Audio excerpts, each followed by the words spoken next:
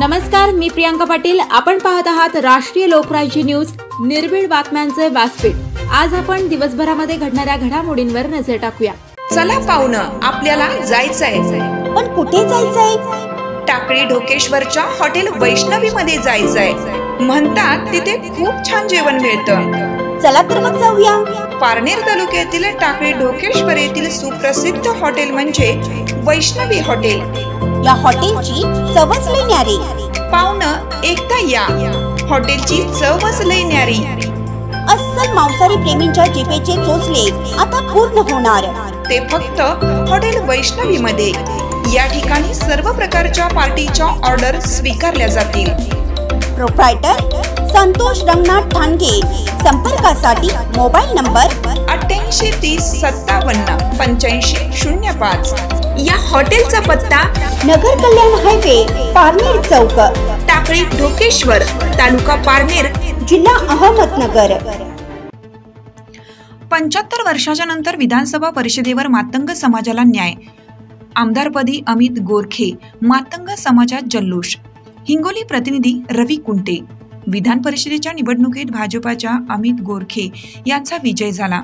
सकल मातंग समाजाचे समन्वय संजय गोटमुखे यांच्या वतीनं प्रथमतः साहित्यरत्न अण्णाभाऊ साठे यांच्या पूर्णाकृती पुतळ्यास पुष्पहार अर्पण करून त्यांना अभिवादन करण्यात आलं। त्यानंतर साठे चौकामध्ये फटाक्यांची आतिषबाजी करून पेढे वाटून जल्लोष साजरा करण्यात आला। यावेळी समाजाचे ज्येष्ठ नेते ईश्वर जाधव, गणेश तादनापूरकर, गंगाधर गायकवाड, भारत चौरे, सूर्यकांत तादनापूरकर यांची उपस्थिती होती। तर पाहुयात सविस्तर बातमी। बोलताना काय म्हणालेत ज्येष्ठ समाज कार्यकर्ते आपल्या राष्ट्रीय लोकराज्य न्यूज चॅनेलवर। हिंगोली प्रतिनिधी रवी कुंटेसह ब्युरो रिपोर्ट, नांदेड।